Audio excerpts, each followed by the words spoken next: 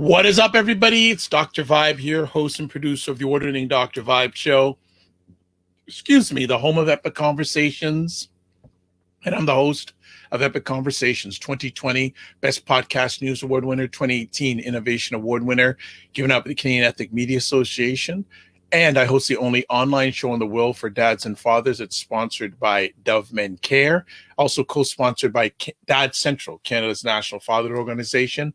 And through that collaboration with Dad Central and Dove Men Care, I've been able to reach out directly or indirectly to over 75,000 fathers this year. I'm also the board chair for the Global Food and Drink Initiative, which is a multimedia not-for-profit that amplifies Blacks in the diaspora that are doing their thing in food, drink, and travel. As always, I like to say you're blessed, highly favored, a magnet for miracles, and a solution for someone's problem. But we're on a Sunday afternoon, October 24th. The cold weather is coming slowly but surely in Toronto. So we're just trying to stay warm now for the next few months. Most Sunday afternoons, we do Black Canada Talking. Black Canada Talking is a great place where what we do on Black Canada Talking is a live online event. It provides Black Canadians to give their takes and POVs on stories and things that are of importance to them, also POVs, and we also spotlight Black Canadians. But today we're doing a roundtable, which is always a good thing. We do this usually every 2 weeks, bi-weekly. So we have three of panelists who are all smarter than me here today. And as always, I go to ladies first. That's the way I was raised, or women first. I don't know which way to do it. So I want to make sure I cover both bases today. Love to welcome Dr. L. Jones. What's going on, Dr. L? Good evening. How are you? I'm good. It's so good to see you. What's been going on? Nothing much, just work, trying to enjoy the last of the fall weather before winter hits, Yeah. Really nothing exciting. How have you? Well, you know what? A lot of exciting and then potentially even more exciting things going on, helping our people. So I'm doing the background work, doing the grunt work. I had a 2-hour meeting this morning on a potential very large project that would be spotlighting Black Canadians right across this country. Nice. So I'm really looking forward to it. I know that in the past you've mentioned you're a runner. Are you still running in this crazy weather? Oh my gosh, I run in blizzards. I run every day. Oh, so this is nice. This is good, actually. Good weather. Fall is the best time to run. It's like, when it's 6 a.m. and it's pelting rain or like frozen rain and it's icy and then you're like, but right now it's actually nice. So yeah. Pelting rain. Yeah. And actually, the women's world record in the half marathon was shattered by more than a minute this morning by Lesembet Gidey, an Ethiopian runner running in Valencia. So perhaps one of the best performances we've seen in athletics in a long time. So that's exciting. Well, thank you for the update. How are the students doing? Oh, they're good. It's interesting because I introduced them to a lot of new material. Like I have my first year course is Citizenship, Diversity, and Identity in Canada. So we talk a lot about like the border and how nationhood is constructed and settler colonialism. And it's very funny because they have journal entries are like, well, I used to like Canada, my poor students, but no, they're really good. They're great. Like they listen, they put forward their own views, they take things in. I wonder how I would survive in one of your classes. No, I'm actually very gentle with them. I know I you ask a lot intellectually of them, but in terms of they always get room to express their own opinions. They don't have to replicate what I say. I try to always make that clear and talk to them about, our different viewpoints and bias, and they're very good. So it's nice. I'd probably shock the heck out of you if I came into your class one day and took a seat. I'd probably shock the heck out of you. I might not even notice. I'm like lecturing and looking at slides and like, oh, what you did here?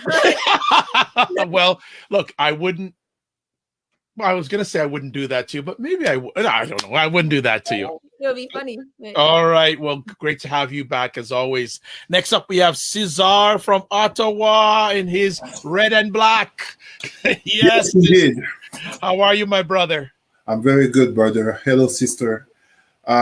Indeed, it's a pleasure to be back in Ottawa, of course. I am not accidentally wearing red and black to represent the Ottawa CFL football team. The Red Blacks. the Red Blacks. Very coincidental, but this is Echo, the brand. I'm not giving them publicity, but I am very well known to support my old school hip hop, mid 90s. Like I put it, 94 from Snoop, when a teenager as I am discovered hip hop. Wu-Tang made me love it, up to 2004 with 50 Cent. And then after that, I became old.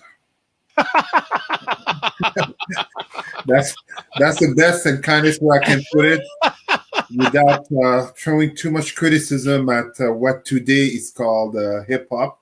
Some exception, of course, and I know there is some good one, but let me just say, you come in my car, like today, it was Exhibit, Eazy-E. Oh, exactly. There's an amazing track, a remix that was actually made of Get You Walk On with Exhibit, Tupac, and Eazy-E. Pretty good. Yeah. All right. Well, good to have you, and family is good? Family is good. Number one job, being a father, mixed with number two job, being a husband. So I'm very happy about that, while at the same time advancing on addressing the issues of society concerning our people, but also, this whole equity, diversity, and inclusivity. And, every week running into some very odd situations, if I can put it that way, from the Black community, but also the non-Black communities, but always advancing as my mentors behind me, my heroes, our heroes. Excellent. And today we have a special guest. He's been on Black Canada Talking before on his own, and myself and this gentleman hosts a Monday and Friday mornings, 9 a.m. Eastern Time, 6 a.m. Pacific, something called the Morning Vibe, where we chop it up. We also amplify and have other Black Canadians. We profile them. So welcome to the roundtable, Mr. Ryan Knight. Much appreciated. Make sure I'm not muted. Good to see everyone, Dr. L. Jones and Cesar. Much appreciated. Ryan, can you introduce yourself to the audience that may not know you? For sure, yes. So Ryan Knight, I'm one of the co-founders of the Afro-Caribbean Business Network. We work with entrepreneurs of African and Caribbean heritage to figure out what stage in business they're in right now and help them create a blueprint to exponentially grow their companies. I'm also an entrepreneur myself. I run a social enterprise called Detailing Nights. So we provide waterless mobile car cleaning. We go to people's houses or their offices, clean their car on the spot without using water and using our eco-friendly plant-based cleaning supplies. And I always like to give a shout out to our youth entrepreneurs. We're in the fall season where they work after school and on weekends. So shout out to Taj, Torian, and Nathan doing hard work this weekend. So always like to big them up. And I don't have my Detailing Night shirts here. I'm not even repping green. I feel embarrassed not to be in my colors, but happy to be on Black Canada Talking, and always next to you, Dr. Vibe. Appreciate it. Humbled and really good to have you. So let's get after it. I asked for some topics from the panel ahead of time. We're going to land on two main conversation pieces today. Of course, Cesar wanted to talk about Black Canadians and their pushback of the vax issue.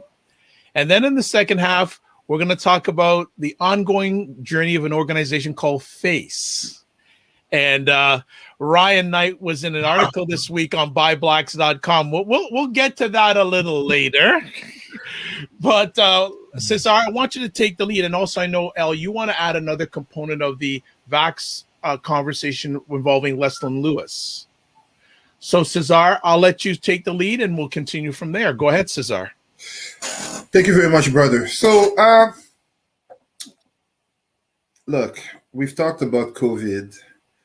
We've talked about the reaction of the Black community here in Canada, in the US, but beyond that as well.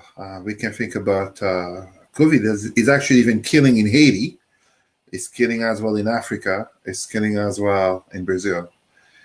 I am absolutely pro-vaccine. That is not even a debate for me. It may surprise some people, but I would not be alive without vaccines, vaccines by white doctors. I was that child, that African child who had a rare disease where, what do you call that? My throat reached my stomach. I had a sack of eggs. Wow. I was treated at Louis Pasteur. I was treated in Africa, but it was notably a reason for my father to take me to France, my health reasons. When I say that, I don't want to play on anyone's emotions. I am Black and a Pan-Africanist first. You can always count on me to criticize government, especially Western governments. You can always count on me to criticize institutions, even in my function as a director, a regional director on equity, diversity, and inclusivity in the government. You can always count on me to criticize, but more importantly, you can always count on me to be fair. And when I say fair, allow me to notably explain. As Black people, yes, we should always be careful regarding such things as vaccines. We have a history of having been used as guinea pigs, having been killed by the very institutions, the white institutions, if I dare to be blunt, that have claimed to be about health and that have used our bodies and our people for experimentations. Whether we're talking about gynecology, Marion Sims, are we talking about the Tuskegee experiment, etc., etc. However, we are facing a global pandemic where Black people are disproportionately affected. As I'm talking, on one side, I hear those in our community, and I have to be careful here. I'm not putting everyone in the same basket. There are some people who are rightfully in doubt and fear regarding a vaccine, and there are those who are fundamentally anti-vaccines. A big part of the problem is that Black people are being disproportionately affected by this vaccine. Yes, because of systemic racism, making it that we're more likely to be frontline workers, aka more exposed. But at the end of the day, whether you look in Canada, notably Toronto, or in the US, notably in Brazil, and if I give the example, there are parts of Africa, like in Uganda, that I mentioned before, where our Black people are dying of COVID. Just 2 weeks ago, I had an aunt. I was not close to her, so if anyone wants to know, she died of COVID. Our own brother here on the panel, Warren Clark, had talked about his own daughter who had COVID. It's not Sarah Onyengo is absolutely an advocate of getting vaccinated. I absolutely understand the fear and doubt. But the vast majority of our people, vast majority of our people who are getting vaccinated have zero second effects, after effects from the vaccine. And as such, the vaccine is still being proven to be the best preventer of worse effects from COVID. I'm just trying to let our people know that, especially as now we're having nurses and people losing employment because they want to be rebels without a cause. That's really what I'm calling it. Like, there comes a point when doubts and suspicions have to be confronted by the fact that behind these vaccines, we actually have Black professionals, researchers, and doctors who are behind it. This is not some white supremacy, 1% Bill Gates and Illuminatis, as some Black people do mention. I'm not saying this because I work in the government, as others have talked about me. I'm sorry, it's kind of ridiculous. Even more ridiculous when I'm like, I have activists, notably in Brazil, who are showing me the figures, how it's destroying the communities.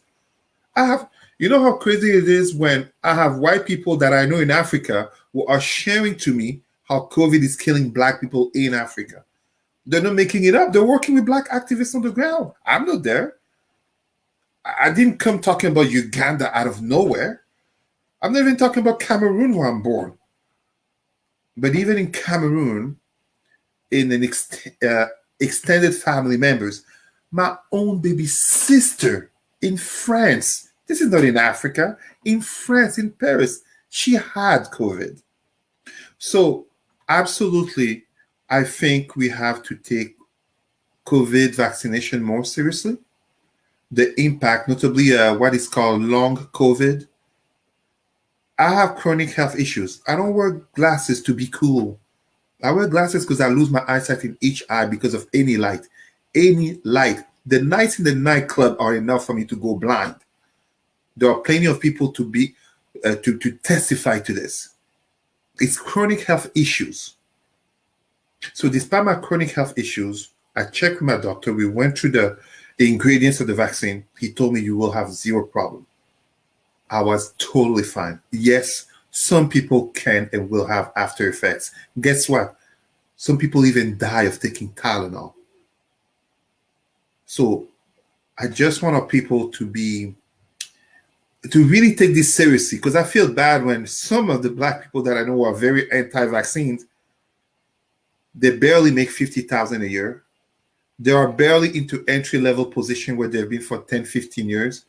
What do you think will happen when they're forced to get vaccinated, and if they decide to remain stubborn, they lose their job?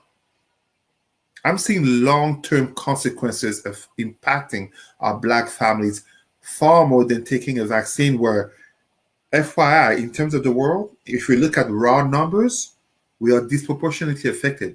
But it's not Black people who are dying the most. When you look at Italy, France, the USA, China, South Korea, India, when we look at raw number, it's overwhelmingly non-Blacks who are dying. So this plot is not some depopulation or killing Black people. We need to do our part. We need to save our people. That's why those activists in Brazil, in Uganda, that's what they're telling me. They're like, please let people know. I'm not in Brazil. I'm not in Uganda. I can only talk about my sister. I can only talk about this aunt. I can only confirm because I know Warren about his daughter.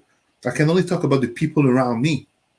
But there are thousands and thousands who are literally dying, and I'm being sent videos. I'm trying to raise awareness while respecting each and every person, but eventually one's personal choice has far more consequences upon many others.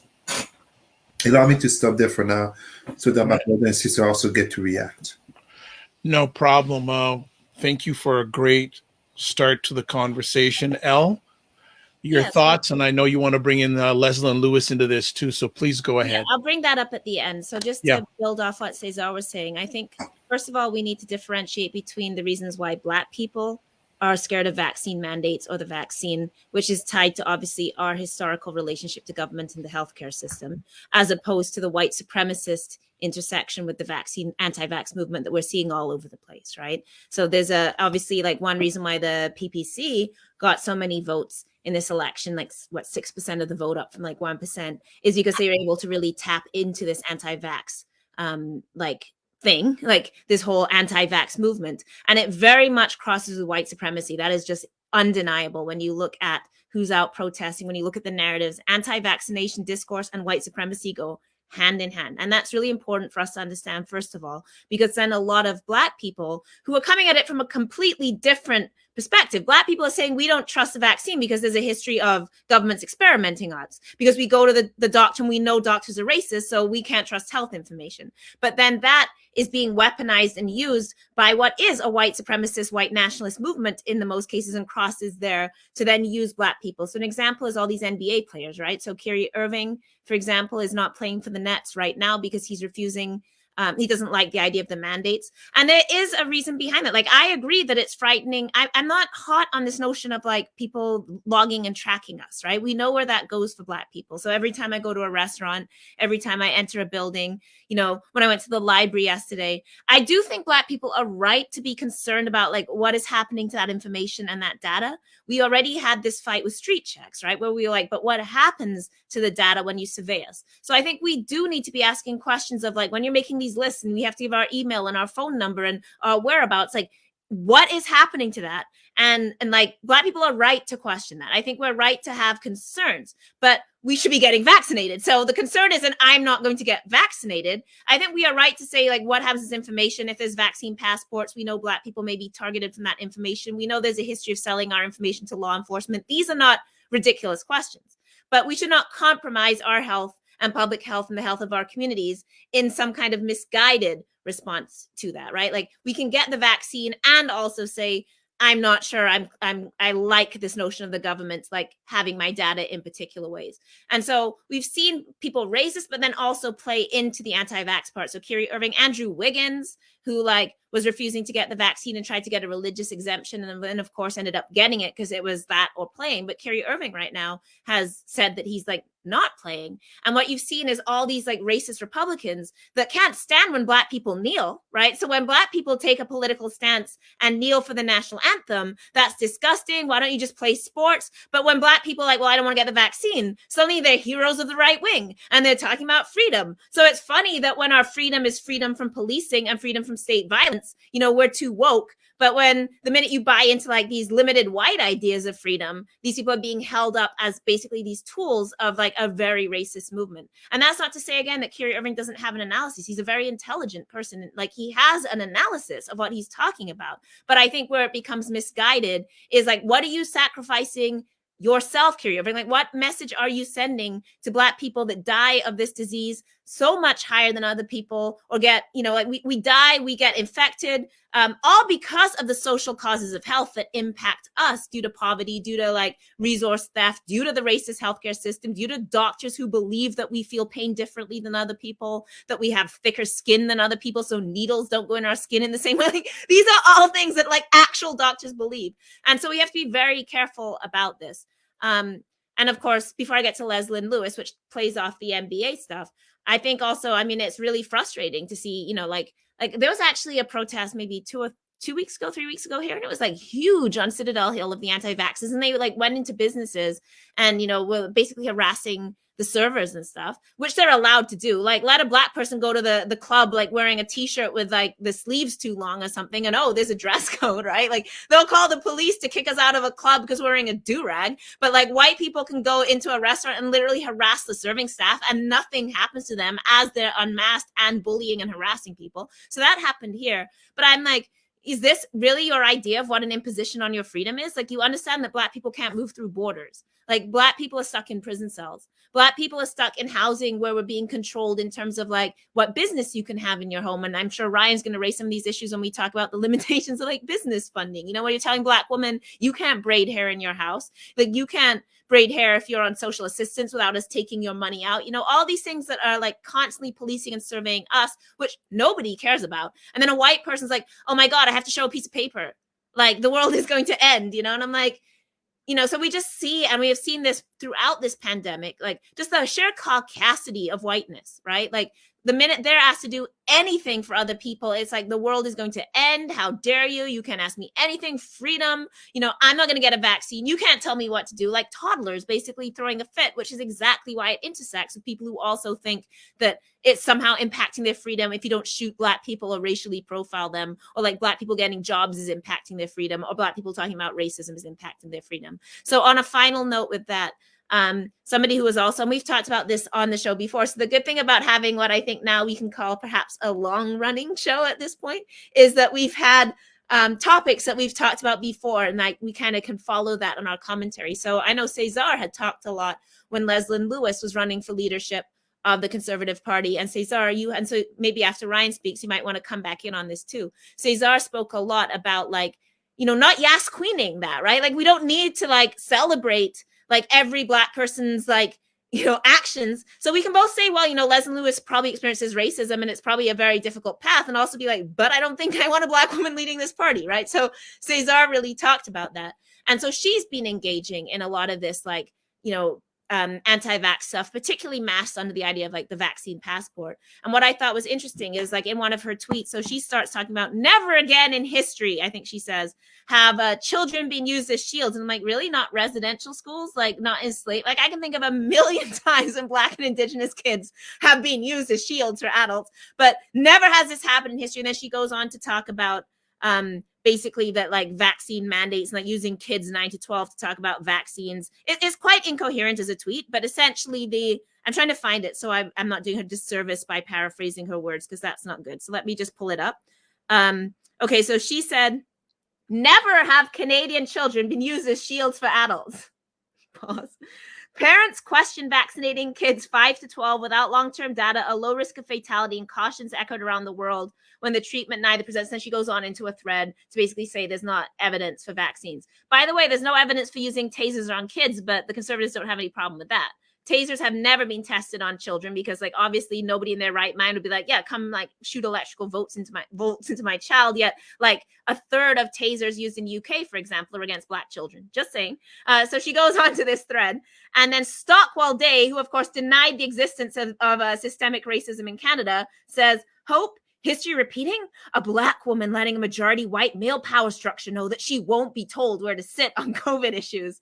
And then, so he basically tries to use this discourse of like Black feminism, because now she's saying what he wants to say. So now it's okay for him to be like, oh yeah, you should listen to this Black woman. But when we were talking about George Floyd and systemic racism and racism in Canada and racism in the RCMP, he was standing up and saying, there's no racism in Canada. It doesn't exist. But now we should listen to Black women, and it's white men and their vaccine mandates that, of course, telling her to sit, except Dr. Teresa Tam is a woman of color. So I don't know where he's going with this. So I'll pause there, but I think it's a good example of how you see the right wing conveniently adopting these narratives. We saw this also, we see this with Trudeau during the election, that people would use blackface as a gotcha. Like, you know, white conservatives were always posting memes of Trudeau in blackface and being like, this is your hero. And I'm like, but you guys like blackface. Like, Halloween's coming up. There'll be blackface incidents at all these universities, and you'll be the first to defend it and say that we're being hysterical and blackface is just a costume. And like, what about Vikings, right? Like, you'll be the first to say that. But, you know, when it's Trudeau, they're like, oh, well, he wore blackface. Don't you know he's racist and sexist? And this is another example, right? How now what we're seeing is conservatives love to adopt the discourse of race and sexism, but only when it fits like their own narrative. So we have to be very careful of this as well and understand how this is being weaponized by right-wing forces. I will stop talking. Ryan, I see you nodding. So. Well, I don't know if I feel good or bad for Ryan after the powerhouse introduction. I feel like I'm half on the show, but half just in the audience observing, because this is like, I'm just loving the conversation. But to touch on something that Elle said around, do we remember when Walmart started checking everybody's bags?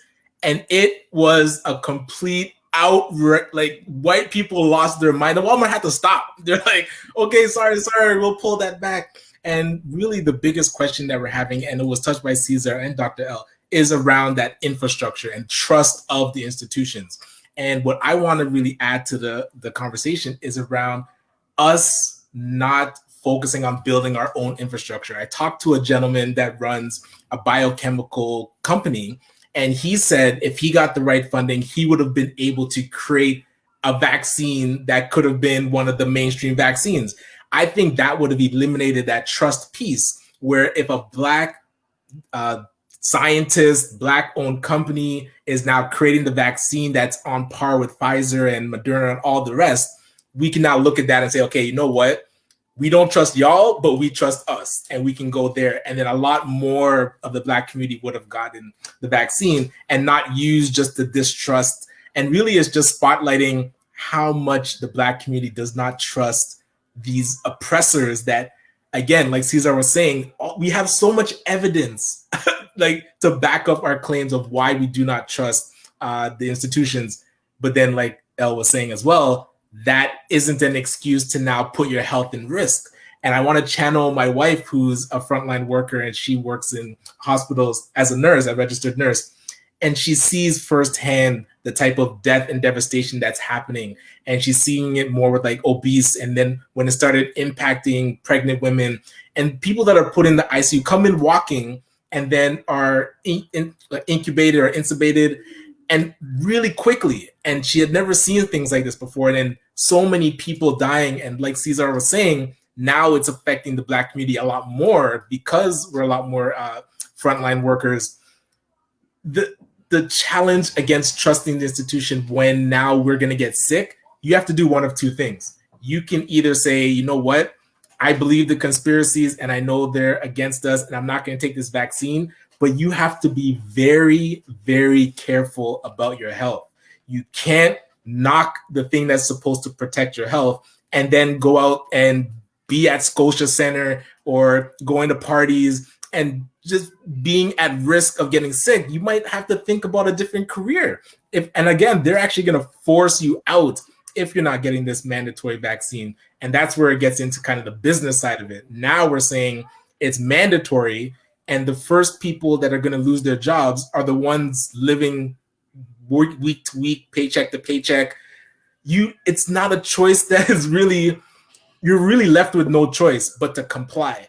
And that's where, if we don't build our own infrastructure, and if we don't use this time now to really figure out what infrastructure pieces are missing, if we look at the healthcare vertical, we don't have our own hospitals. We don't even have really a good amount of our own walk-in clinics and healthcare centers. We haven't created our own vaccine, so we have to comply with what exists if it's going to help our health. Otherwise, we're in the same situation that we were in back in the 60s or 50s, where they can tell us any story and we have no defense against whatever they give us. We have to create our own infrastructure, or else we're at their mercy. All right. Anyone want to make it?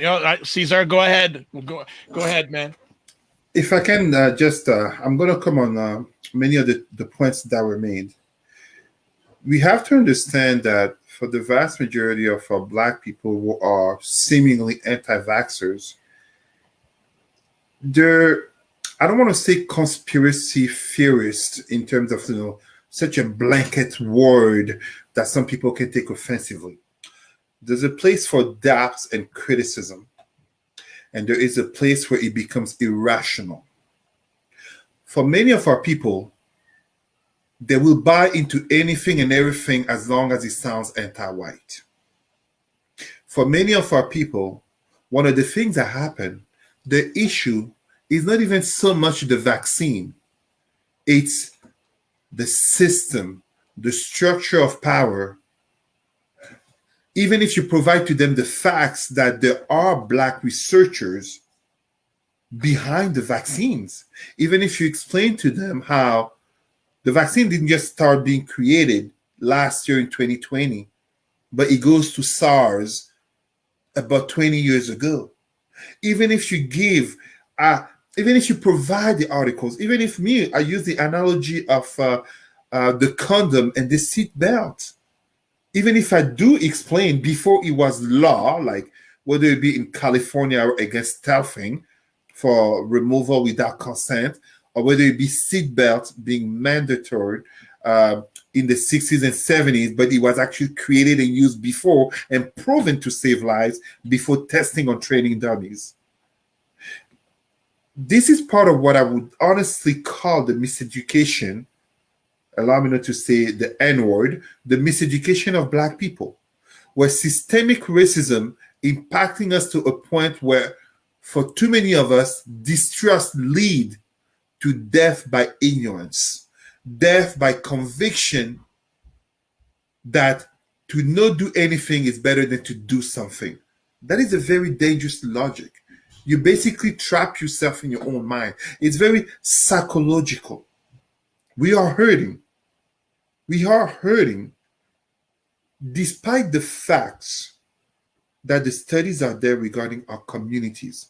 You cannot on one side accept that COVID kills disproportionately Black people, and at the same time recognize that yes, there is COVID, COVID kills, yes, there is a vaccine, yes, the vaccine helps, and justify rationally and emotionally that you won't take it, no matter how you claim to have a problem with vaccine mandates or vaccine passports. The other thing I like to say, and I know Al meant it absolutely in the greatest of ways, but I'm very disappointed in Kyrie Irving. When I say disappointed, he's not intelligent. One of my favorite point guards reveals himself on matters of knowledge. I don't want to play that stereotype of the Black athlete who is dumb, but he's already a flat earther. He believes the earth is flat. But on COVID, his attitude is being called out by even other basketball players for being dangerous, giving some type of becoming some type of leader to some of our Black people who are being anti-vaxxers. And yet he doesn't have a point. We honestly have to call him out regarding that, because he is a popular, rich, and famous point guard worth $90 million. His refusal to get vaccinated will hurt him a lot less than too many of our people who don't even make $50,000 a year and who are living paycheck by paycheck. Yeah, and now he's their spokesperson, right? And now he's apparently the spokesperson. And it really bothers me when some Black people, too many Black people, try to compare him to Muhammad Ali. Absolutely false comparison. And when some of our Black people try to compare resisting vaccine to segregation. This is why it's important to teach history and critical thinking to our Black people. We cannot compare this COVID situation right now to segregation. We cannot compare Kyrie Irving to Muhammad Ali. The problem is that too many of our people, they want to make a choice of being in the resistance against the system, but they don't want to accept the consequences. I say to many people, I turned down a $90 an hour job in my mid-20s because the place was racist. It was a nightclub. $90 an hour. So last but not least, regarding Leslie Lewis, thank you, Al. It goes back to what I was saying. Liberals will do it, of course, but conservatives will do it even more openly. So if we talk in the U.S. context, liberals as Democrats will do it, using Black people for their gains. Conservative Republicans will do it even more and more hypocritically. This is the same conservative, in terms of like Leslie Lewis, basically being a parrot to what those white leaders, conservative leaders in a false stand against the vaccine, because the vast majority of them will get vaccinated. We know that. But in a false stand for her as a Black person, and I hate to say it, notably as a woman, to keep being legitimate in the boys' club, she has to say louder what they're all saying, and she will be used, and when she will stop being useful, she will be thrown away. Let us not forget, this is the same type of conservative mindset that I'm just taking us on another tangent, but very similar. In the US, there's an entire debate regarding critical race theory and cancel culture. And we have former Secretary of State Condoleezza Rice coming out and saying she opposes critical race theory because she doesn't want white kids to be made feel bad because they're white. Condoleezza, who asked you? Where did you come out from in order to come say this in support of white supremacy being held? Not cancel culture. I don't support cancel culture. I support what's called accountability culture. And that requires to hold to accountability the same white institutions, and notably conservative institutions, that ultimately end up killing our people. End up killing our people in false adherence. Oh, now Stockwell Day supports Leslie Lewis. Watch tomorrow if Leslie Lewis dares to say that systemic racism exists in Canada. You'll see the turnaround he'll do. Same as all the Black conservatives. So allow me to just stop there, but please, my Black people, our people are dying. I have the videos. I shared the videos of a hospital. I don't remember if it was in Jamaica. I think it was in Jamaica, actually. Our Black people are dying of COVID. It is not some conspiracy. You're not going to tell me my aunt in Cameroon died of COVID, my sister in France had COVID, and then after that she went to get vaccinated. And we have our own brother, Warren Clark, who talked about his own daughter. Come on, it becomes a little bit too many people that we can connect directly with COVID. And just real quick, sorry, I love a good conspiracy theory. I am not anti that, hey, I believe everything that is being fed. But with conspiracy theories, it gets to a point where you have to ask yourself, even if this is true, what, like me fighting against it now, how am I going to live my life? If you do not believe that we went to the moon, how are you going to change your life knowing that it was fake? If you think the earth is flat, how is it going to change your life thinking that the earth is not round? But when we ask ourselves, if you do not believe in this vaccine, the alternative is you're more prone to get sick. And like Cesar is saying, you can really get sick and die. Are you willing to take that risk to believe that Bill Gates or whoever's in charge has created this massive world like pandemic to get a vaccine in your arm to try?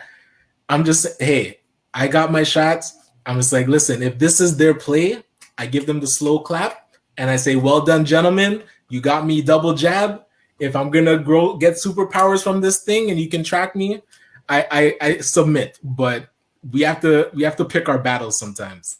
Right now in Canada, the superpower you will get from being double vaccinated is called you keep your job.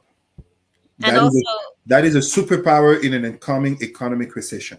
And of course, if they want to track us, like that doesn't stop people from walking around with their Apple phones and like using social media, which is actually started to track us. Facebook startup funds were like partially given by the CIA. So just so you know, I mean, obviously all of this, and as we know from Cambridge Analytics, like there's a long history of our social media, our online activity. So you won't get a vaccine, but you'll use Twitter. Like, you know, it's actually those companies. And Google Maps, listen. You know, like, oh man, you're watching Netflix. You have a driver license. You are part of the system.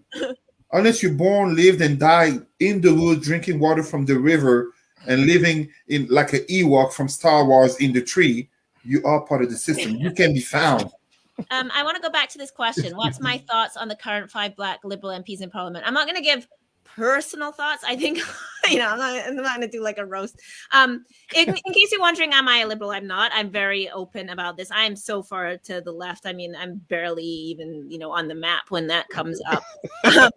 But my sort of assessment of any politician is what you're advocating for and doing directed at the poorest and most powerless Black people. If it's not, I'm not interested. So I'm not into the discourse on Blackness that presents, and I say this as like an elite Black, like I'm a professor, you know, but I do not think that the main outcome from 2020 should be more professors getting jobs. Like the main outcome has to be, are our people still living in housing? Why are we still in prisons? Why are our Black migrants still facing deportation? Like, why do we not have a path to citizenship? Why are so many Black women living in poverty? These are the questions that I want our Black caucus to take up. Now, in the past, once in a while, they have actually responded when I've sent things and done things. But my vast experience of most politicians, Black or white, is that there is, of course, no engagement with those actual issues. That people, you know, if an elite person or a person with a title, something happens to them, everyone will be on Twitter, #IStandWith. But the hundreds of thousands of Black people that face like injustice every single day, nobody fights for them. I think if you are Black in Parliament and then you're saying I'm in the Black caucus and I'm Black and I stand for Blackness, you should be asking yourself every day, what I'm doing and the policies I'm passing, things I'm advocating for, how are they going to make the lives, not of a few percentage of us, but all of us better? And if I'm not hearing you talking about prisons and pushing to get our people out of prison and pushing against things like gang regulations and, you know, the Minister of Public Safety, who you should all be pushing back on. I don't care if he's your colleague, he's anti-Black. You know, if you're not pushing back on border patrol, if you're not pushing back on the war on drugs, if you're not pushing back on our our education, if you're not pushing back on these things, like, then I don't see how it's relevant to me. So whatever party you're in, I expect you to take up the causes, the risky causes, the causes that will get you like white people, you know, like Maxime Bernier is going to come for you, right? But you have to speak up about these things. And if you can't and won't, I don't have much respect for that, because I have, you know, sacrificed in my life to speak up about these things. I know it's hard. I know what the cost is, and we have to do it anyway. So I'm at the point in my life where if I don't have that record from you, then miss me. You know, basically, like, I'm just not going to hold you up and praise you. Like, now there are mediocre white people, so I'm not going to say that your work, like, white people don't advocate for us. White people are mediocre. They're unintelligent. These things are all true. So I'm not going to suggest that Black people are like worse than that. I'm just saying, if your being in the universe is like, I'm Black, speaking about racism cannot just speak about it as it impacts you personally. It has to speak about how it impacts Black people under capitalism. So that's my little lecture. Very quickly, too, I'll just raise one. No, okay, take your time. Take your time. Separate issue, but I don't know. I meant to bring up this story that the anti-Semitism Secretariat has been made permanent. I don't know if people saw this. So Erwin Kotler has been made into a permanent position. So this is to address anti-Semitism in Canada. Disturbingly, part of it is to install the IRHA definition of anti-Semitism, of which 7 of 11 examples of criticism of Israel. So that's worrisome. But of course, many people have talked about why is there no anti-Black secretariat and there's no secretariat for anti-Muslim, even though, of course, the vast majority of hate crimes are actually on like Black people, state violence against Black people. That's so true. When I was reading the mandate letters and I'm seeing, there's a Ministry of Indigenous Affairs and no Ministry of Black Affairs. Mm-hmm. So wondering something's missing if they're serious about change, right? Yeah, so I just raised that. And then really briefly before we move into serious topics, because I know Ryan, I was like speed reading your article. I hadn't seen it. Good stuff. Pettiness on the Jamaican side. This was a headline in the Jamaica Observer. Jamaica dead last like Sha'Carri in helping disabled. Oh, God. Like, they will not get over this. Like, what did she do? And it's an article about how like there isn't enough support in Jamaica for the rights of people with disabilities, which is really important. Let's not gloss over that. But then this is in the article. I just have to read this to you because this is Black people to a T. I was deceased reading this. So it's supposed to be an article about like Jamaicans with disabilities. And the quote is, when it comes to looking after the business class, we have fast lane. But when it comes to people with disabilities, we are like Sha'Carri, dead last. Now the article goes on a digression. His reference to American track and field sprinter Sha'Carri Richardson, who after much hype fizzled to place 9th in the much anticipated women's 100 meters at the Prefontaine Classic in Eugene, Oregon. No, it keeps going. That race was a repeat of the Jamaican 100-meter sweep at the Tokyo Olympics, from which Richardson was excluded for testing positive for marijuana. And then they continue with the article. I'm like, that is so petty. Make an observer for you, everybody. Just a moment of levity, Black people. Oh, my goodness. Well, so I'm going to ask the panel. Usually we finish at the top of the hour. You guys, you folks have already almost used up the time. Are we good to go for a few minutes past the top of the hour? Yeah, I want to hear Ryan's take. So Ryan's okay, now let's so before we get to that, okay, so we can go. I just want. There's a lot of comments here, and unfortunately, we're not going to be. Well, there's just there's a lot of comments here. So what I'm going to do is I'm going to ask a specific question for Ryan. Jerry has here, how will the vaccine mandates impact Black people in the workplace? And because you run a business organization, what impact do you see this is going to have for Blacks in the workplace? And if Cesar and I want to add on, sure, but I wanted to have Ryan give his take first. Yeah, and it's interesting when we talk about ratios, because on one side, you'll hear Sick Kids Hospital, 157 people sent home without pay. And one person will be like, wow, that's a lot of people. And then you look at the grand scheme of things, and there's like tens of thousands of employees there. And other people are like, that's really not a lot. So they're calculating how much of their workforce will they lose and still be able to adhere to government mandates. So right now, and they haven't said how many of that 157 were Black employees. Like, are they, if it's a big number, and like Cesar was saying, it's impacting the Black community more, then we have to really pay attention. But if it's across the board, that calculation is already made. They have said, we will do mandatory vaccinations, and whoever does not comply, we can do without you.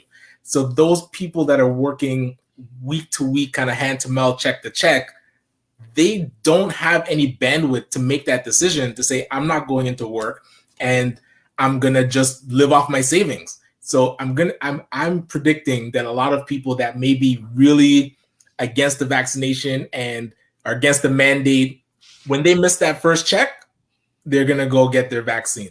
So I don't see a long-term effect economically. I feel like there's enough people that are vaccinated that the economy will move forward without you. So if that's your stance, and hey, shout out to like colleagues of mine, shout out to Pharaoh with One Full Circle that is creating an actual, they have land in Montreal or in Quebec to move and live. If you are against the system and you want to be off the grid, that is an option.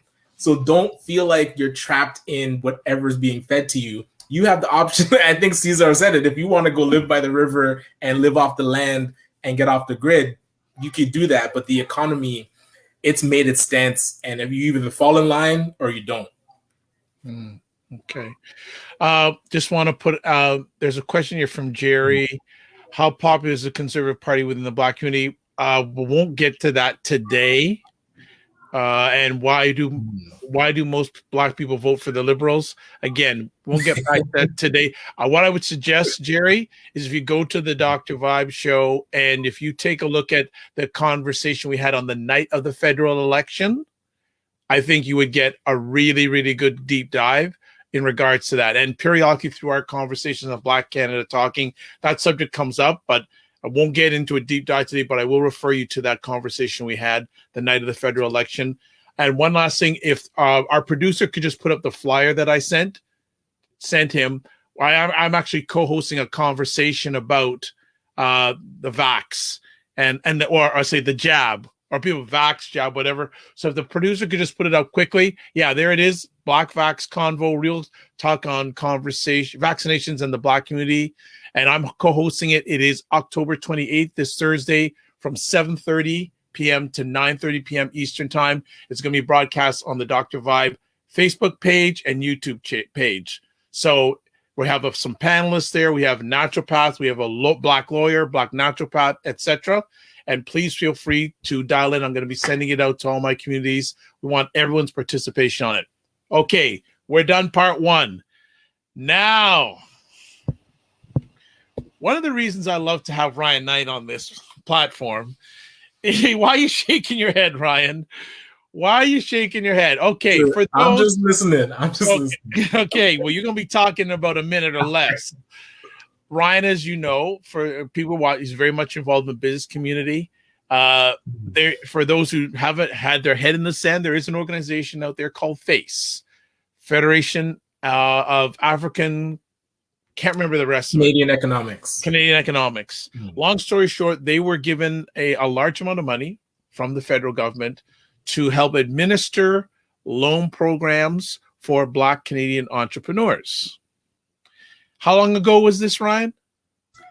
So the announcement of the loan program was done September 2020, and then FACE was formed February 2021, and they launched their applications May of this year. Yeah. All right. So I'm gonna just say a few more things, and there was an art. Actually, there's if the producer can put up the article. There is an article that appeared in buyblacks.com. For those who want to know what's going on in Black Canada, buyblacks.com is the most viewed African Canadian website in the world. Number one, it is run by Roger and Camille Dundas, personal friends of mine and mentors of mine. You see the title of the article, if you're seeing this on screen or you're listening audio, the Black Entrepreneurship Loan Fund continues to be marred by controversies. So with that lead in, Mr. Ryan was one of the people interviewed in this article. So we have spoken about this loan fund periodically throughout the last few months, but now we have someone who is not only a business person, who's not only a person who's applied for the loan, and also who's still waiting to get an answer, but also who knows the deep dive of it. So Ryan, you know what? I'll follow up at the end with Sheridan's comment about the healthcare workers, because that'd be a total segue off. But Ryan, give us what your experience is, what you shared in the article, and your thoughts about what's going on with FACE. Yeah, and let me preface it by saying a lot of people think I'm against FACE, and I am not. But the one piece of advice I would give them: don't give people ammunition to use against you. So now I can only speak to my experience. I can let you know the timelines, and then you can make your own decisions if you're applying for a loan. So as I mentioned, the Black Entrepreneurship Program, that was a federal program, was launched in September of 2020, September 9th to be exact. And that program had three components. So the Ecosystem Fund, the Loan Program, and the Knowledge Hub. So the Ecosystem Fund, ACBN, the Afro-Caribbean Business Network, we're actually part of the ecosystem. So we got funded to support entrepreneurs that are part of this Black program, Black Entrepreneurship Program. So the Loan Fund actually came out first. So in May of 2021, this year, they announced applications are now being accepted. The loan fund is going to be managed by Face. So Face got $30 million to manage, $3 million in admin to oversee the entire program. And the BDC came on board to administer 180 million at first. I think it went up to like 220. So the loan program, you apply through Face, and if it's under 100,000, Face administers it. If it's over 100,000, it goes to BDC. If it's under 25,000, it goes to a credit union like Alterna Savings or Van City in BC.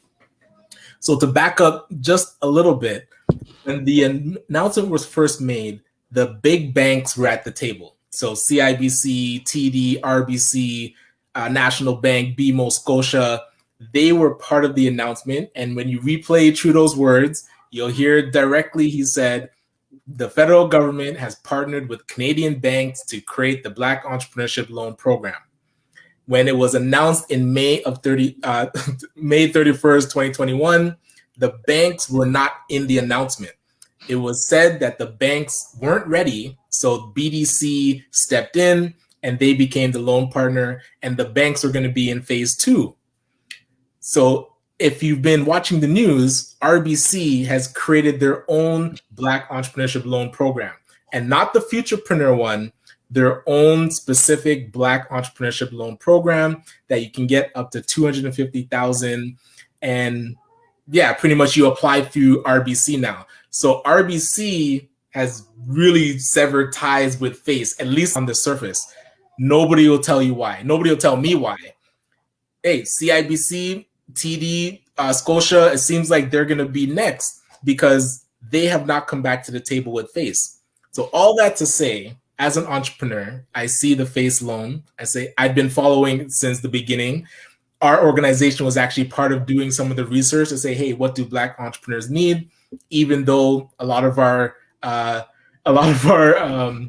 recommendations were ignored, I'm still a big proponent on having a better alternative for getting capital for Black entrepreneurs. So the day it came out, I applied May 31st, submitted all my documents. There actually wasn't a submit button. I sent them an email. I said, hey, you're missing a submit button. They added it in. I submitted my application. So now 5 months later, I get an email or I get a call saying, oh, you're missing some documents. I said, hey, I'll check. On the phone, I said, they're there. She checked again. She's like, oh, yes, it is there. I'll send your stuff to the loan officer. A month after that, I get a call from the loan officer that says, oh, we need additional documents. Can you put your resume and your business plan? Can you send us your T1? Can you do a breakdown of what you're going to use the funds for? It's like, no problem. So that's kind of where it is today.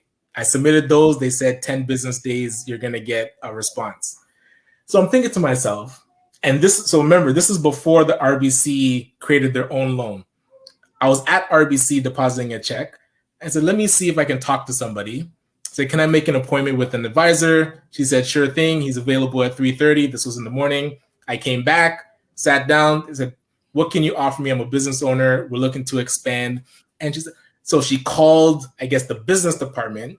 They said, oh, what we would do is the Canada Small Business Loan Program. She broke it down, all the things. She said, based on what you're looking for, you would get approved for $100,000. I said, all right, send me the email with the list of stuff to do. So within, I'll say a day. So I came into the bank in the morning. By the afternoon, I knew what I needed, and I was able to submit that. But now they launched a new program, so I'm going to go for that program first. But the process, and yes, hey, 100% RBC has more infrastructure. They've been banking for over a century. So now why wouldn't Face lean on the infrastructure that exists if the banks are involved? Instead, they're trying to do things on their own. And now we're seeing that they have 20,000 people that signed up for their portal. They don't have the manpower to do the work. So why aren't they asking for help? I can't answer that question because we are part of the ecosystem and they're not sending entrepreneurs to us to help them get ready to get this loan. And this is just my experience. One, as a service provider, and two, as an entrepreneur that applied. And that's where people will read the article and they'll be like, "Oh, why you dogging face? Why don't you like what they're doing?"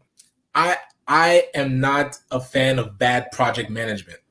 I have seen from the beginning, this thing has not been managed properly. They're fully resourced, or did they not get the money? And then we have to call out the government because they were supposed to get $3 million. If they didn't get the money, clearly they can't execute. If they did get the money, whoever's in charge isn't doing a good job. And I would say that to any business owner that I sit down with and we try to figure out how to make their business better. If you have bad systems, I'm going to point that out to you and help you fix them.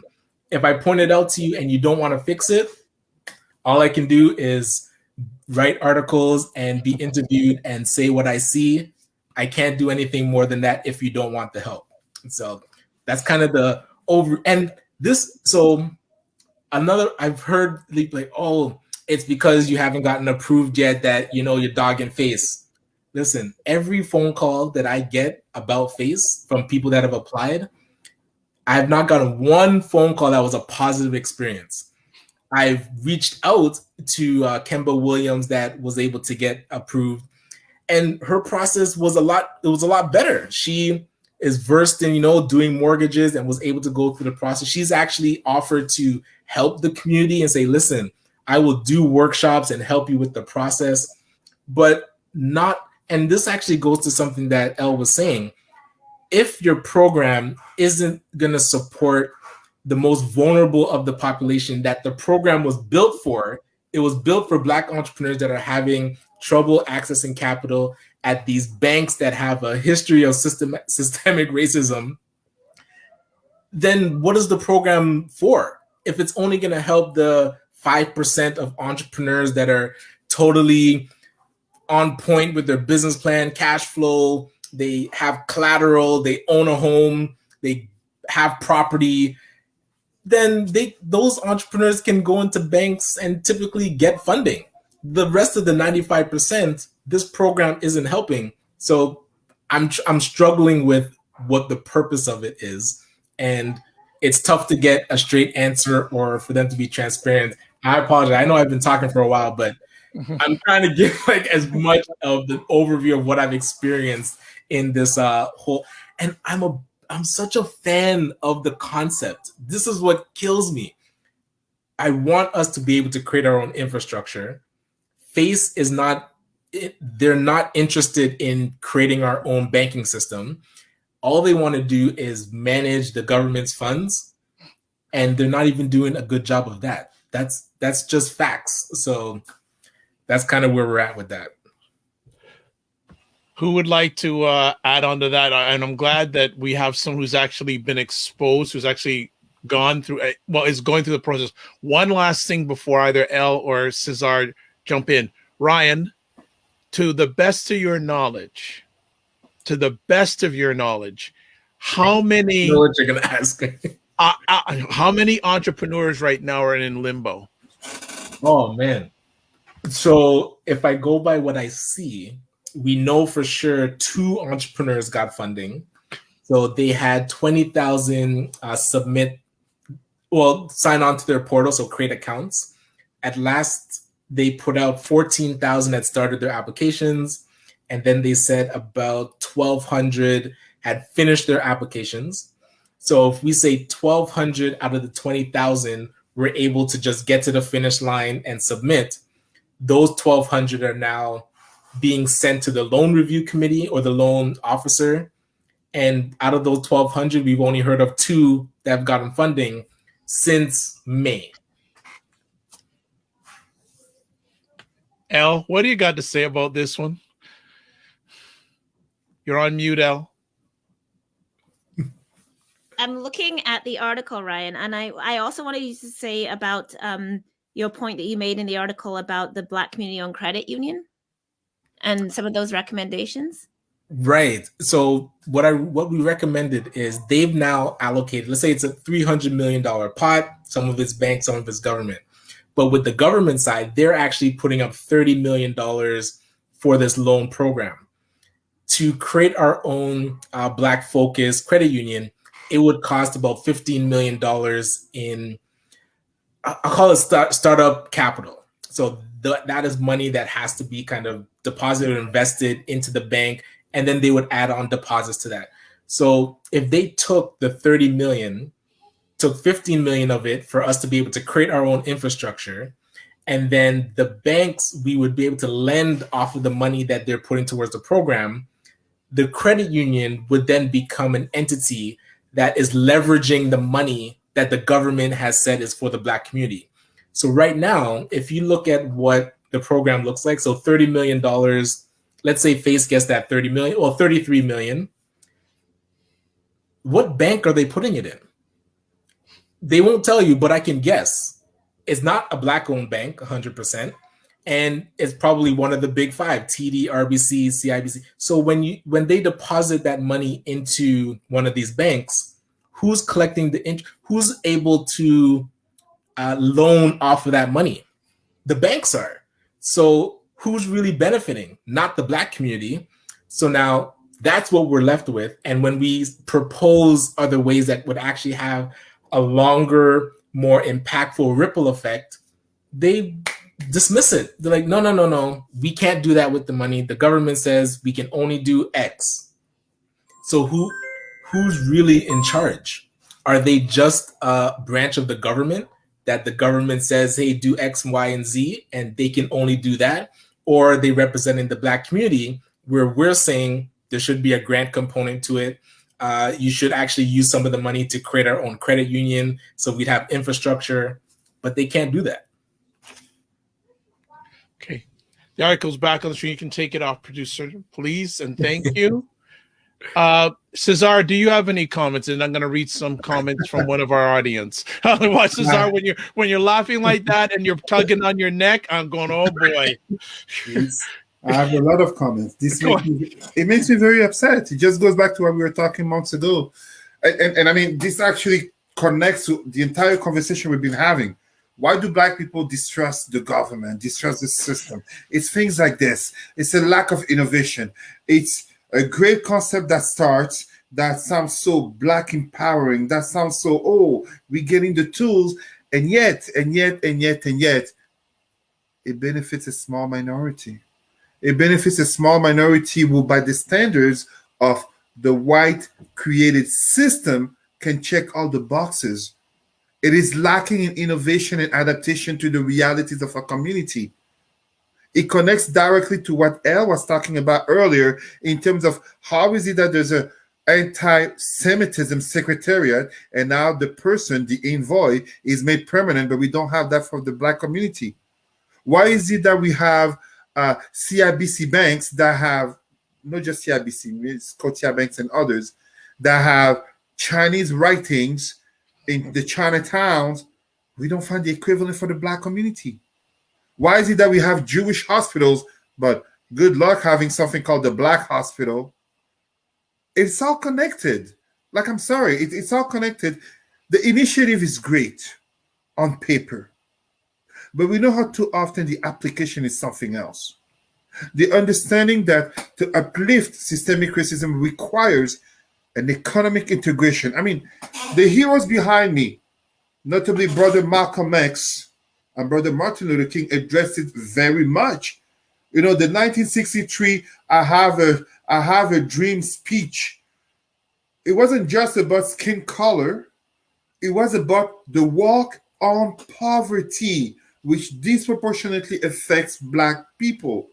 The very conversation we're having about COVID and its concrete impact beyond healthcare is a matter of economics.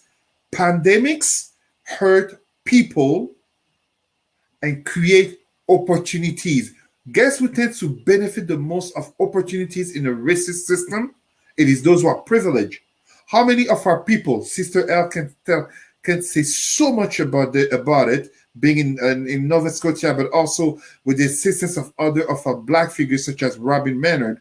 How many of our Black people are still in jail because of marijuana possession, but now we have weed stores? We know who are making the money out of them. So there's a lack of innovation. and a lack of adaptation to our Black realities. I am not going to just throw away FACE. I'm not just going to throw away the Federation of African Canadian Economics, because we absolutely do need it. We need African Canadian economics, as said by Marcus Garvey, Malcolm X, and any Black activist, understanding that Black Lives Matter can't really matter if we don't also say buy Black, support Black, and Black entrepreneurship, but as well, Black salary people matter. But we need innovation, adaptation to the realities of our people. We need to educate, we need to mentor our people, we need to understand that we won't be able to fill all the check marks. And that becomes a fundamental problem if you want to uplift the Black community, but look at it with the lenses of white supremacy. We are doomed to fail. I think there's a comment, I have seen something. Sister Minerva said it so well. Yeah, I was just going to read some of her comments. When the design is flawed, the process and outcome will be ineffective. We are pretending, we're acting like we're in 1921 when the Jewish and Chinese communities have clearly shown within ourselves to adapt to our realities and the mindset of our people. We can create the tools, education, mentorship. I am a mentor. I mentor from 26 to, I think my youngest is 26 years old, a Black medical student, and I think my oldest is 36 years old, also a Black medical student. This is the real work that we must do, but those will have the ears of those in power, those who can knock and have an answer from the Black caucus or from whoever the politician is, the banker, the banking community is, the chambers of commerce. Fancy titles that mean nothing if the average Black person does not get to benefit and truly feel uplifted. Because when we fail at that, you can't surprise yourself they're not going to trust the vaccine going in their arm. You can't. All right, let me just catch up on Minerva's comments here. So first of all, she says, glad you guys are having this conversation. It's important. Ryan and I have talked about this many times, and I've written about this, but when the design is flawed, the process and outcome will be ineffective, and this has to be addressed. She also continues and says, the most recent report says that 890 applicants are eligible, not received, eligible. And of that, 7% of the 890 had the required documents for the consideration. Tim Frey says the buck was passed on to the Black intermediary companies forced to use the same, quote, standard lending practices, unquote, the banks have been using forever. It gives banks a good marketing look, while our Black intermediary companies has to say no to most of our Black community startup businesses. It's like the slave master makes the house and then go in charge of the field and gas. Tim also says we need faith, but we need fulfillment by our own Black philanthropy community instead of the systemic racialized banks and their system that was set to keep Indigenous, Brown, and Black people from wealth by not lending them capital. And also, Minerva asks a question, and maybe Ryan, you can answer this because you're the insider here. Do you know why FACE, who does FACE report to? Who are they accountable for in the process and the ultimate outcome of the program? So I don't know who they directly report to. I would assume it'd be Minister Ng's office, because Minister Ng's office was controlling the portfolio, or it would be a branch of FedDev. But they haven't said, so if there's things that they can't do, they haven't told the community who we need to go and hold accountable to kind of release the pressure. So if it's Minister Ng's office and FACE is saying, hey, we can't do XYZ because Minister Ng said so, then as a community or as an organization, we can write those letters and go to Minister Ng's office and say, listen, this isn't what we signed up for. We are representing over 3,000 Black entrepreneurs that are not benefiting from this program you created, and you are holding FACE back from doing what they need to do. every time I get a call about it from, I would say, the other Black leaders that are part of this program, it's always, oh, just be patient. Oh, just let it, don't rock the boat. You're getting funding from them. You don't want to somehow lose your funding if you speak up too much. But that, like, I don't subscribe to that, where because you're getting money now you have to be quiet about things that you're observing that are broken. Just the fact that people would say that to me, I start to realize what I've been missing while being kind of the business ecosystem and not the nonprofit ecosystem, where you saw when Justin Trudeau had that blackface incident, and I was on News Talk 1010 at the time, and I'm asking the question, where did all of our Black leaders go? Like, nobody's upset about this. Like, why? Like, is it because they got funding from the UN Decade of African Descent? That was the price 25 million to keep us quiet about anything that the federal government does? It blew my mind. And now when I get these calls, I start to understand, because they get calls saying, yo, don't mess up your money. You're getting 25 million. Don't talk up too loud.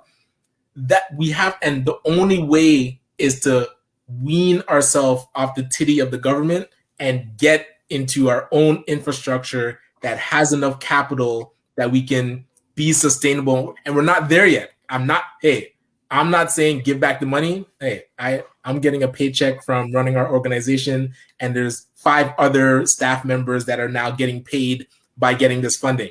So of course I do not want to disrupt the flow of funds, but I am also not, how do I say that? You're not complacent about it. They haven't paid me enough to keep quiet. Like, I refuse to accept that I cannot speak on bad things that are happening in our community because we got $1 million. That to me does not compute. So all that to say, but Cesar said it best. We do need the FACE organization. And that's where I want this to work. But let us help you. Let us help you get better project management. Let us help you with our staff, with our volunteers. We have people in place that we can lean into this project and say, where do you need us to be? What do you need to get done? If there's 890 entrepreneurs and only 7% of them have the right documents, and that's out of the 20,000, remember, send them to us. Send them to the ecosystem so that we can work with them and get them to the baseline that will get them the money. So, and give us space to fail. Don't, Tim Frey was saying they're using the same criteria that the banks are using. So then what, the program isn't any different than me just walking into the bank or any Black entrepreneur just walking into the bank. It was designed to be different. So explain to us how you're different. If it's $30 million that you're going to pour into these entrepreneurs and it doesn't work out, give us that space to fail and learn from it, and knowing that you will still invest in us. If you're saying this 30 million, if it's not perfect, and out of everybody that gets money, they all don't pay it back, and out of this, every business owner that gets money, they don't hire 10 people, then you're never going to get money again. I'll say keep your check. I would not sign up for that. And FACE has. They're signed up to be the equivalent of the financial institutions that are currently running a broken system for Black entrepreneurs. And they seem good with that. I am not good with that. So, but I don't know how to fix it. All I can know is when they send me an entrepreneur, we can help them get ready to get money from anybody, not just from FACE.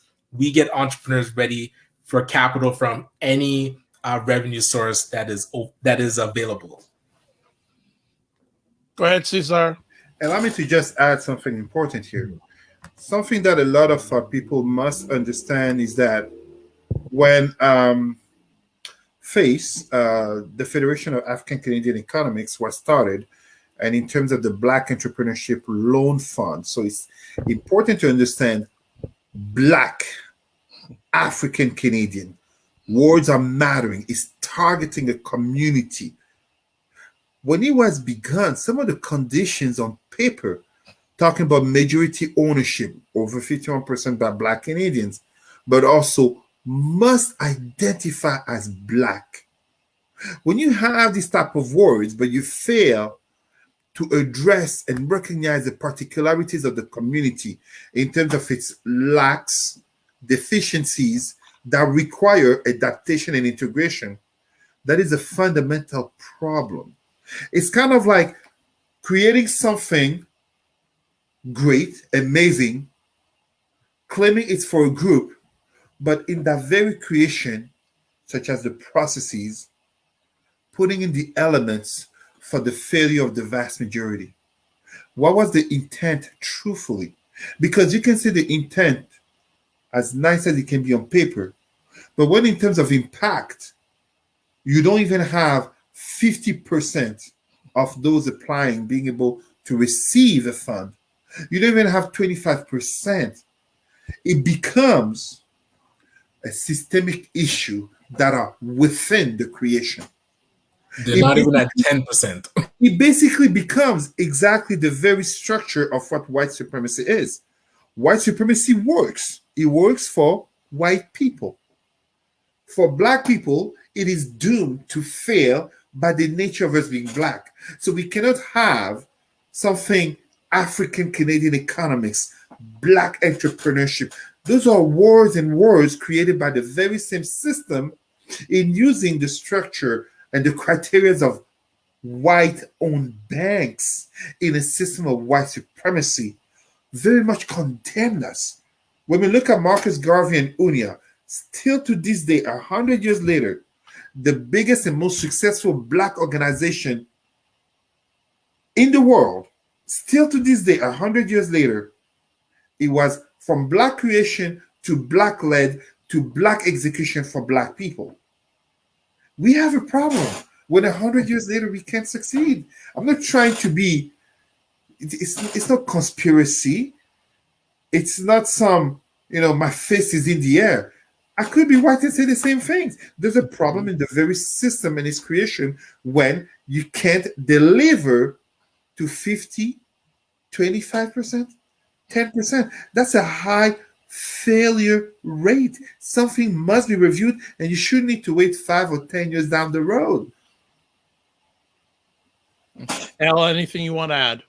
Yeah, I think I've said this before, but I'll just reiterate that I think we also need to apply Black feminist lenses to these things. And again, I've talked about this a lot, that Black women often just need small amounts of money in order to get things off the ground, like $200 to go get your car registration fixed so you can drive and do a cleaning business. You just need a bit of money to buy some materials so you can cook in your kitchen. So I always try to advocate to people when they have programs that you don't need to have this huge infrastructure of thousands of dollars. You can just say just write us a quick letter, say what you need. If it's $500 to $1,000, we can give it to you right now. That would change so many Black women's lives right away. It's very small. I just need to get my documents in line. I just need to pay off this debt. I just need to get some materials. If I can just pay the application fee for this thing, then I can probably find money down the road.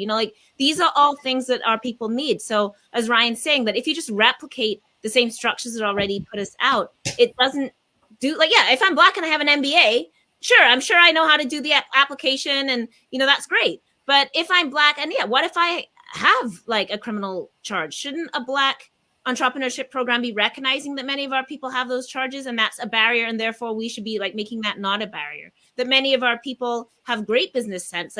We have historically been business people. There's been some great articles about North Preston and the history of entrepreneurship, embedded in North Preston, from going in and gathering wreaths and selling Christmas wreaths and all this stuff that people grew up with, making candy stores, that this is business. So it's great to have the bigger stuff and have the bigger loans that allow people to get something very ambitious off the ground. But it's also really important that our programs don't have these barriers in place so that somebody can get a couple of thousand just to do the minor things that then can set them on the road to just, making the money and doing so many people are cooking out of their kitchens and stuff. And we also need to understand that that's business. And I think particularly we know that Black women are overwhelmingly doing this kind of business and will overwhelmingly not be recipients of any of these kinds of programs.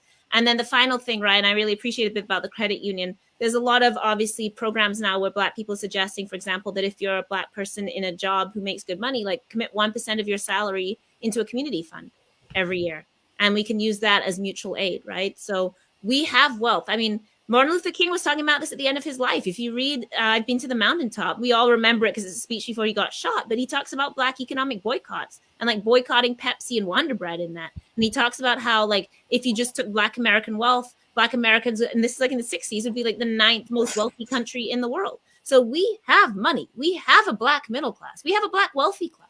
Like this pretense that like none of us have any access to resources. What we need to do though is take those resources and use them in mutual ways to then create the conditions in our communities. So yeah, like we can start thinking about like, yeah, how do we kick back like a small part of it? And then like, that's even like tax deductible, right? Like if we all put in like $200 a month or $100 or $50 or $20 into community funds, like, and then people can withdraw from it when they need it and put into it, like, which is actually a very old African process. I'm sure Cesar can talk about this. It's like the susu in like Nigeria was common in Trinidad. Like people would just like put in the money and then every month a different person could like take the money. Like this is all stuff that we have these practices. These are our own ancestral practices. So I think it's just, yeah, it's really important that we don't then say, okay, like these are white barriers and that must be legitimate, so we have to replicate those barriers. We have to think about what are the actual barriers that have historically prevented us, and how do we work around that to make these programs relevant to our people and where we are. Mm-hmm. And it's so key what you just said, because the $30 million that the government has allocated to this fund, in the grand scheme of things, is peanuts. They could carve out 30 million and say, listen, we want to give you the space to figure out what's best. We are trusting you, the Black community, to say, okay, this 30 million, figure out something and then report back to us how it went. And based on how it went, we'll talk about the next tranche. Instead, they gave the money and said, here is the only thing you can do with this money. We don't want to hear anything else. We don't want to hear about SUSU. We don't want to hear about credit union. We don't want to hear about grants. We only want you to do this exact thing that is just like the thing. It mirrors the thing that we're fighting, but we still feel like it's the best thing. So let's not rock the boat too much. Here's the money, but here are all the strings attached to it. If they gave that 30 million and said, hey, based on our own recommendations, we talked about loans between 500 and 25,000, because we saw with our own lending program that loans of 500,000, exactly like you said, Elle, make huge impact. It sometimes just takes a person registering their business to say, hey, and getting their driver's license or getting it, paying off the fines that their license is suspended. And I'm in the mobile car cleaning industry, so I work with people in our program that just need to go for their G2 test, and now it's unlocked all this earning potential for them, and it costs like $200. It doesn't take anything crazy sometimes, and then hey, there's already options for the big players that need big cap. But again, if we get into that where VC funding is like less than 2% for the Black community, we can then deal with that. But there's a big spectrum. And they've solved this very small, narrow niche. And they're not open to listening to the rest. Well, I'm hoping that they're open, because I'm still in talks with Minister Ng's office to say, hey, we have to talk about the evolution of this Black entrepreneurship program. This isn't the be-all, end-all. So if you're open to conversation, we're able to chat with them. But hey, the election happened and everybody's kind of using that as an excuse to be like, oh, we're waiting for ministers to be appointed and we'll get back to you in November. So we'll see. But they've given us no space to just be our creative selves. We have so many different creative, innovative ways that we can help the community if we're fully resourced. But they resource us and lock us into a box. And I'm seeing it with my own eyes. Like even what we submitted locked us into a box. We can't do anything outside of that box with the money. So we have to like execute that program, but then figure out how to make that program sustainable so that we can earn our own revenue. Then we can do what we actually need to do with that money that we're earning. So and like Cesar was saying, Marcus Garvey's teachings, nobody's been duplicating it and we're actually going to see a movie about him tomorrow, Monday, with the Real World Film Festival. I just want that to reignite the passion in our team. I'm bringing like the ACBN team to go see it, just hoping that it ignites what's possible. It's so possible to duplicate what he did, but it's you know my three things. But you know what? We're going to probably end it off there because we've gone longer than we usually do, but understandably we had to. Go ahead, Cesar. Huh? Bring Ryan back. If he has time, he's a media superstar. So, you know, we have to get him under contract. Cesar, you need to share something. What Ryan is saying is true. However, we need to also be able to self-criticize ourselves. It's not really the government's fault, to be honest. And we must not necessarily throw rocks at face. The truth of the matter, if you really want to have that honest conversation, is that lack of Pan-Africanism and Black consciousness in our communities. I'll give an excellent example. If we just give 1% of our salary, to many Black people, that sounds crazy, but trust me, they'll give 10% and much more to the church and mosque. That's a fundamental problem. Anyone who knows me know I was going to go there. No, we have to go there. We have a problem. Do you realize something? Allow us to speak about Blackness. Cesar, I thought we were going to end it. Obviously, we're not finished, so keep on going. Allow me to say something here.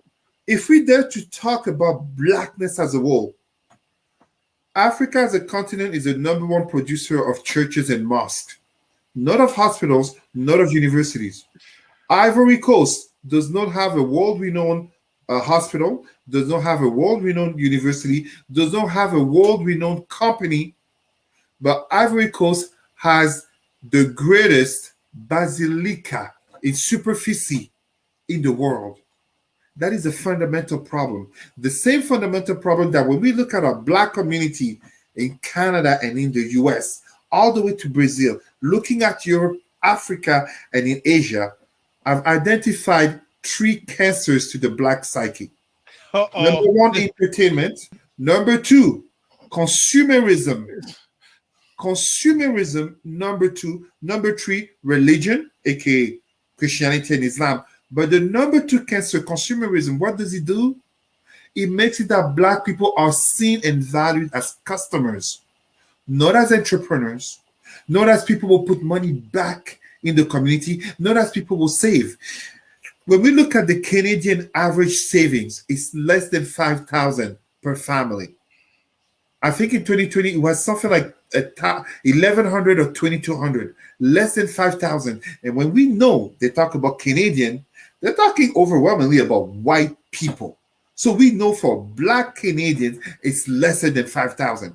When we look at the average Canadian income for a family of 2 people, I think they're talking about something like $75,000 in terms of a household. We know very well in our Black communities, it is less than $75,000. So when we have an institution that on paper looks great, but it is created through the lenses of white supremacy, it's not just that we're doomed to fail. We are trying to repeat, but with Black faces. It is very dangerous because it also creates further distrust into the community. Then that further distrust that we see, allow me to give a very concrete example. I know we are out of time. A Black person will be rejected for funding because, let's say at 18, 20, or maybe as teenagers, they've been caught with marijuana. A white person will be given funding to open a marijuana store. Generational wealth and generational impoverishment are systemic issues that become centered upon a community uplifting itself, not the government. When I get contracts, I give 10% of my contract money into Roots and Culture Canada. I don't give it to the church. I don't give it to any mosque. I don't believe in Jesus, Allah, or anything. I believe in nothing. But I know one thing, if we as Black people want to uplift ourselves on the 4 corners of this world, on the 4 corners of the galaxy that has no corners, it starts with us. FUBU, for us by us. Fundamental that we remember that. And we have to teach that to our children. Because Black people leave Africa and the Caribbean because of poverty. Chinese, Arabs, and whites are going there to get richer. That's right. Africa is China dominated. It's a really good point. Anyone else have any last comments? This has been epic. This has been epic. All right. Well, let me just catch a few final comments because I'd like to get people's comments in. Yuri Hutchinson says, we need to look at our identity first before things can work. When we get our money from the government and you're African, they always control the strings. We need to be self-sufficient and make our own money, and we do, and we can do it. Also continues, we are looking too much at the government while the riches and gold are under our feet.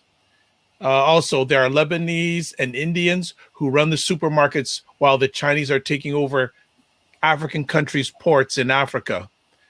Yes, Yuri says the race for African is on. I think it's already done. Forget it's on. It's done. It's from where I'm sitting. There isn't much time left for China to take over. So I would like to say thanks, everyone. Leslie's saying great conversations. Thank you. Yes, this has been epic, epic, epic, epic, epic. So before we let everyone go, I did forget one last one. And this goes back to we're talking about COVID. All right. Sheraton says, we as healthcare workers are tired. Folks in our community need to accept that it is okay to change your point of view based on the evidence. The pandemic is ever evolving. Lack of use of credible information sources and, quote, pride, unquote, is having such a detrimental effect. So and the comments are still coming in. Whoa. Yuri saying, no, they're still in time. We just need to work together. Well, see, I'll just add this one last comment. This is the difference just with Chinese and North Americans or Americans. If America goes into a country and wants to help, they would say, well, you have certain human rights things, Chinese don't care about that. They just want the business. They don't care about the human rights. They're going to come in there. They want to do business. They don't care. They're focused on the capitalism. So I say there's hope for Africa, but something called an hourglass, that's where I'm going to leave it at. And I will Sorry, one quick, just to put a pin in what Cesar was talking about around, and I remember Dr. Wilson Amos said it best. We have to stop being other directed and start being African directed. I'm still learning what that fully means, and I know Cesar touched on. We are still, all of us are still learning. Yeah, so just understanding how we're other directed, whether it's the government or whatever institutions are telling us what to do, we have to figure out how to break out of that. All right. Let's find out. L. Jones, where can people get in touch with you? You're on mute, Al. There we go. Every week. You can try and add me on Facebook, but I'm at my friend's limit. Other than that, I don't really do social media. So you can just email me, el.jones@msvu.ca. Dr. L. Jones. Next up, Cesar. Well, I must be doing something good. I'm still available on Facebook. Cesar Remy, R-I-M-Y. You will find me there, but even better, you can send an email to rootsandculturecanada.com, and our staff will welcome you. I just want to say a quick word.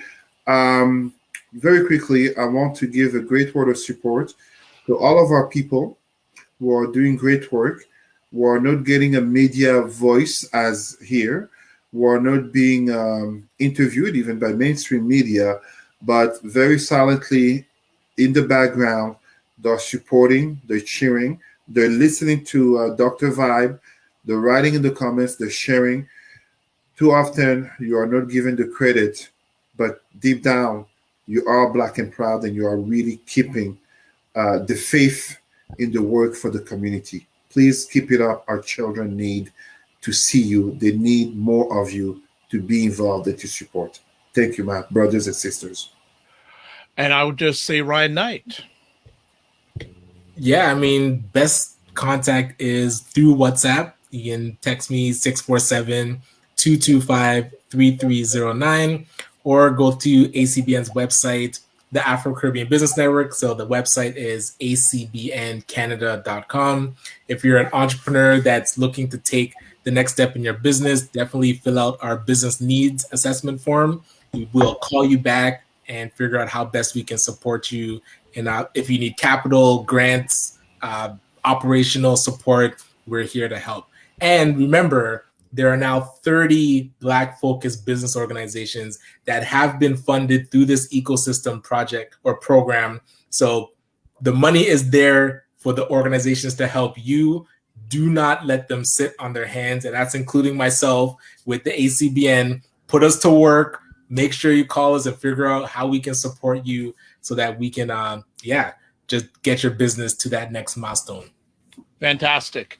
I just want to echo Cesar's words in regards to those who are doing the work that are not being seen. And anyone who knows people like that, please get them in contact with me, because this is the reason I like to do Black Canada Talking, to show the great work that's being done that mainstream media sources will never take the time to showcase them.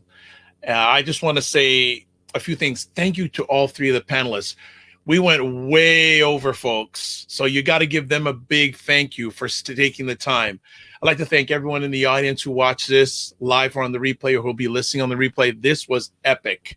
I'm just totally, my heart is full with this conversation. I will leave with my salutation, but I'm going to leave with something that Ryan and I tell Ryan all the time. And speaking of which, if you want to catch Ryan and myself, we're on every Monday and Friday morning at 9 a.m. on a program called The Morning Vibe, where we do this. We also have guests come in and showcase what they're doing. So please check us out. Follow me either on Facebook. Just go to the Dr. Vibe Show on Facebook or YouTube. Subscribe, and you'll get alerted about great conversations like this. I tell Ryan a lot of times when I'm in conversation like this, and you may not agree with this, folks, but I'm putting it out there. This is my little contribution. Many Black people are challenged by one of these three things, or all a combination of. First of all, trauma. And a lot of people, a lot of Black people suffering from trauma. We get that. But I have two other things. Repetition. And people will say to me, what do you mean by that, Dr. Vibe? I mean, many Black people are doing the same thing over and over and over again and expecting different results. And then finally, symbolism. Many of us love a good symbol, but underneath, what's really going on? Is it really being effective? Programs can get introduced, and I'm not speaking specifically about Facebook, but we all know many of a program that has been put out there to help us. But look, what are the receipts? What are the results? We love the symbolism, but what are the receipts in the end? So just remember that. Trauma, repetition, symbolism. So when you have conversations about Black communities and all that, think about those three things when the conversation goes in. Trauma, repetition, symbolism.